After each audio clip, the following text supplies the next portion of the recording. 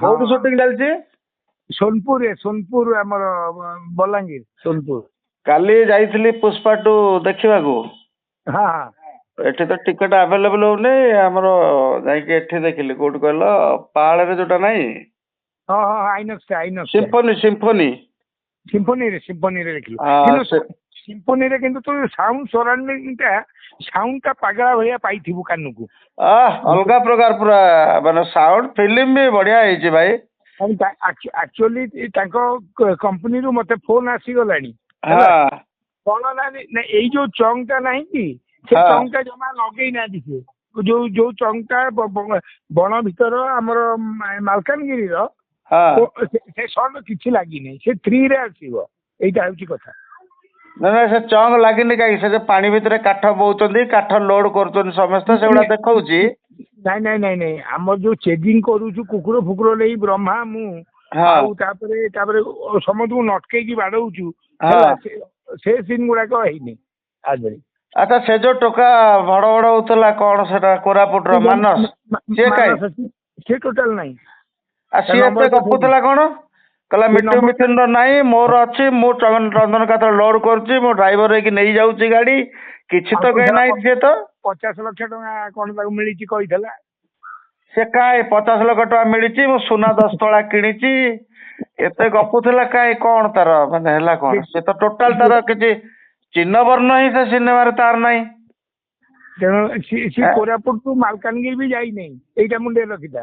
କୋରାପୁଟ ଗୋଟେ ନଦୀ ପାଖରେ ଠିଆ ହେଇକି ଇଆଡୁ ସିଆଡୁ ଗପି ଦେଇଛି। କାଲି ହଲରେ ବହୁତ ପିଲା ଯୋଉମାନେ ମତେ ଚିହ୍ନିଛନ୍ତି ପଚାରୁଥିଲେ, କହିଲେ ମିଟୁ ଭାଇଙ୍କର ନାହିଁ, ଆମମାନେ ବହୁତ ଦୁଃଖ ଲାଗିଲା।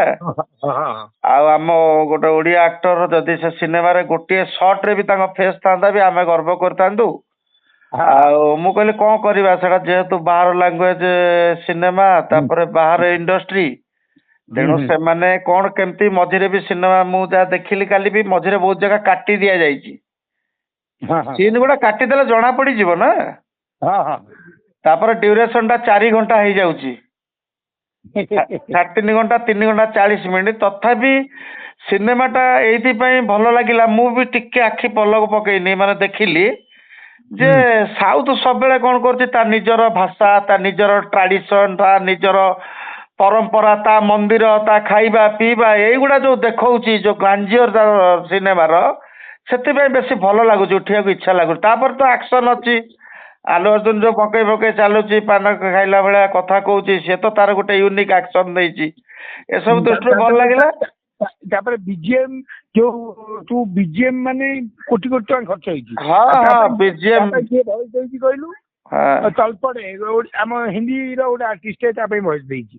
ବଢିଆ ଲାଗିଲା, ସିନେମା ବହୁତ ବଢିଆ ହେଇଛି।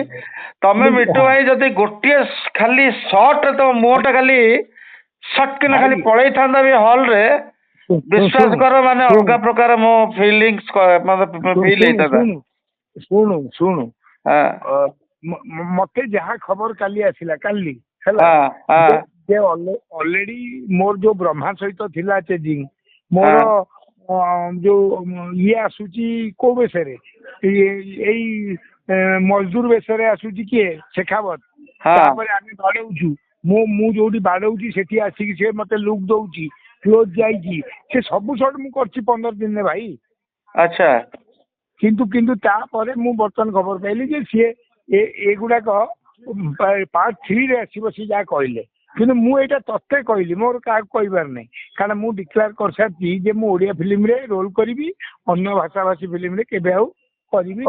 ଆଚ୍ଛା, ଏଇଟା ଯୋଉ କହିଲି ଲୋକଙ୍କୁ ଭଲ ଲାଗିଲା, ଓଡିଶାବାସୀଙ୍କୁ ହେଲା।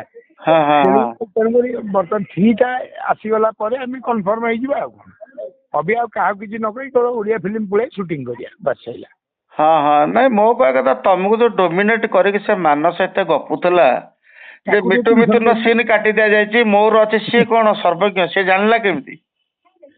ମୁଁ ତା ପାଇଁ ହିଁ ସିନେମାଟା କାଲି ଦେଖିବାକୁ ଗଲି। ମୋର କାଲି ସେ 1,500 ଟଙ୍କା ଖର୍ଚ୍ଚ, କାଲି 2 ଜଣ ଯାଇଥିଲୁ, ଟିକଟ 2ଟା, ପପକର୍ନ ଗୋଟେ ତ 600 ଟଙ୍କା ନେଇ ଯାଉଛନ୍ତି ଫ୍ୟାମିଲି ପ୍ୟାକ୍ ଟା।